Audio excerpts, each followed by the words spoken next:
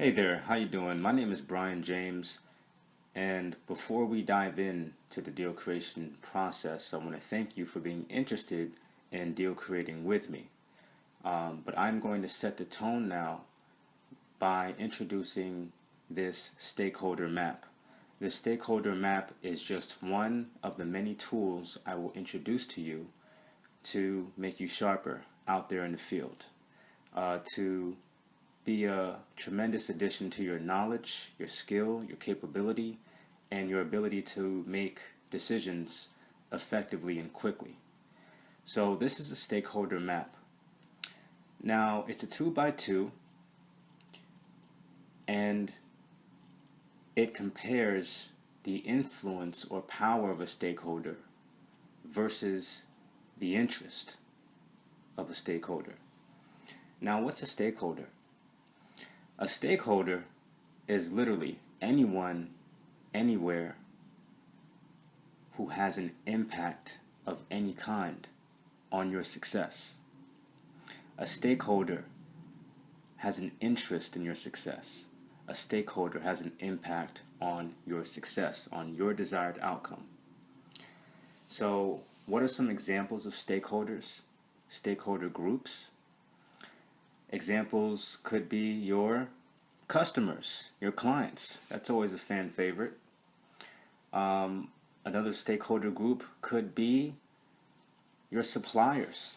If you're a business, you've got suppliers, you've got vendors pushing your product. Your stakeholders could be your employees, your staff, your faculty. They could be your shareholders, your investors, your equity partners. They can be your communities. If you're a business or an individual, you have different communities around you that have an impact on your success.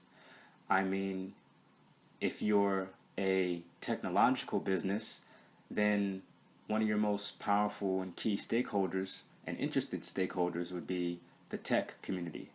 If you are a fashion business with a designer with a fashion product, then you would be appealing to the fashion community. Obviously, you get the point.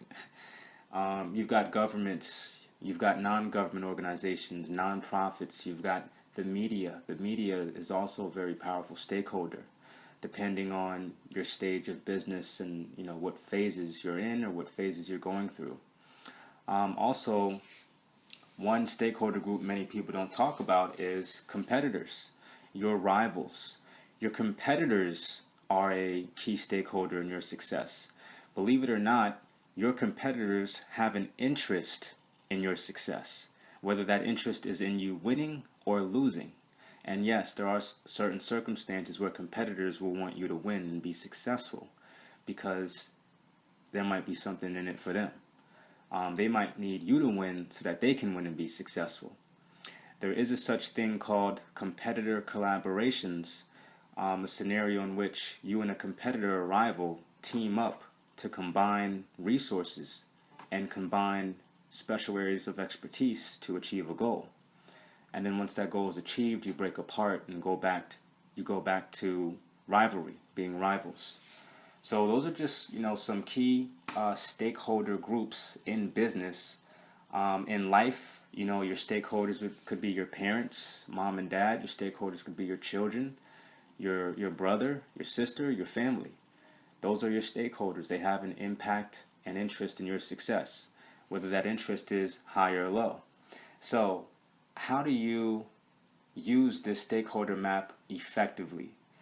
Well, before we get into that, the reason why you use a stakeholder map in the first place is because no matter who you are, whether you're an individual or a large organization, no matter how much you have or what you got, no one anywhere in the world can afford to spend an equal amount of resources, time, energy, and effort on everyone.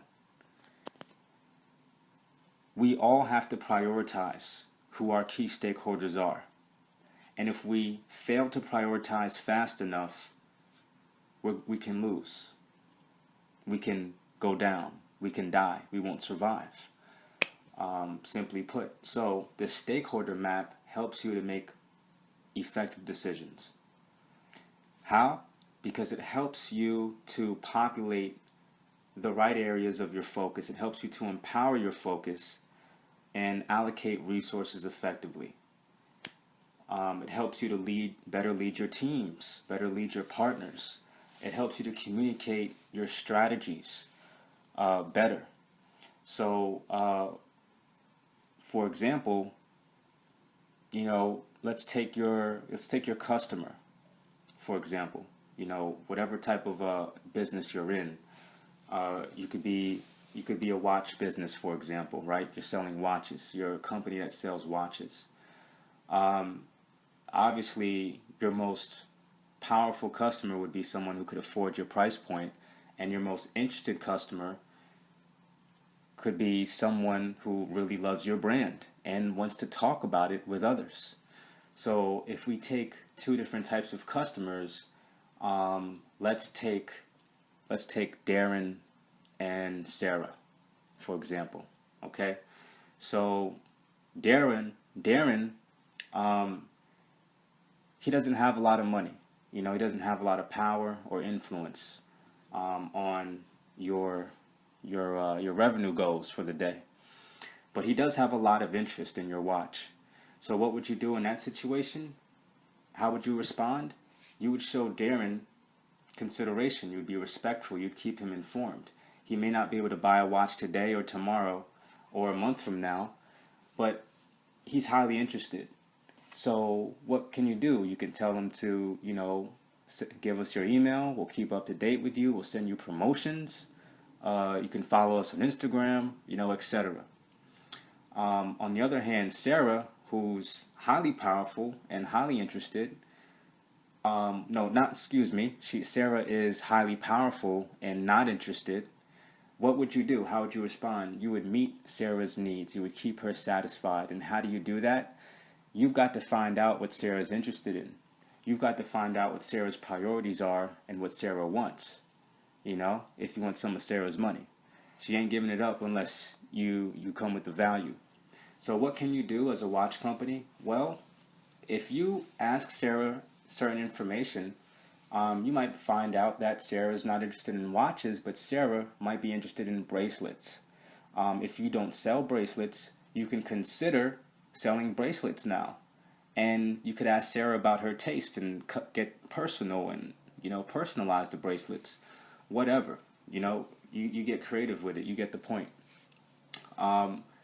You simply doing that could move Sarah from being highly powerful and not interested into the red box in the top right-hand corner. Now Sarah is highly interested, and she also is still highly powerful. She's a key player now. You engage her. You say, Sarah, we've just made these wonderful bracelets. This is a new launch we're doing. You might even want to entice her by saying this is a limited edition or something like that. So you can go that route, or depending on the design and the intention and purpose of your watch company, you might not want to sell a bracelet in your watch company. If you want access to the market, the affluent market that Sarah's in, say Sarah's worth $13 million or something like that, you happen to find out, she could actually be an investor. You never know. That's why you got to talk to people. So you want access to that affluent market because you want to grow and you want to expand as a watch company. But you don't want to jeopardize your existing relationships with your existing stakeholders, your existing market, because you value that market. They're loyal, they're reliable, and you like that market. So you want to keep that. So what you can do is you can create a whole nother company just to appeal to that affluent market. Same owner, two different companies, two different products, two different price points, two different markets. So another name for a stakeholder is your audience, right? I believe we said that earlier. Your audience, if we didn't, we're saying it again. Your audience, it's the people listening to you. Remember that your audience has a voice. So remember to listen back. This is the stakeholder map. This is how it's used. Obviously, if someone is not powerful and they're not interested, they're the least important. You use minimal effort on them. You don't forget about them. You sort them accordingly to their impact on your success. The reason why you don't want to forget about people is because they can always move. I've heard about multimillionaires who've lost everything because of a divorce. You know what I'm saying? Yes, anybody who is used to dealing with investors. I've heard that multiple times from a lot of people. People have money, they get into a divorce, they lose it. You know what I'm saying? Now they're not as highly powerful anymore. They might not even be interested either because now they need some therapy and stuff like that. So this is the game in business and life. The whole idea of why I'm giving this tool to you is so that you can be a savage out there in the field when you're dealing with businesses, to understand them, to understand their customers and their stakeholders, will actually make you come off as a professional that knows what they're talking about.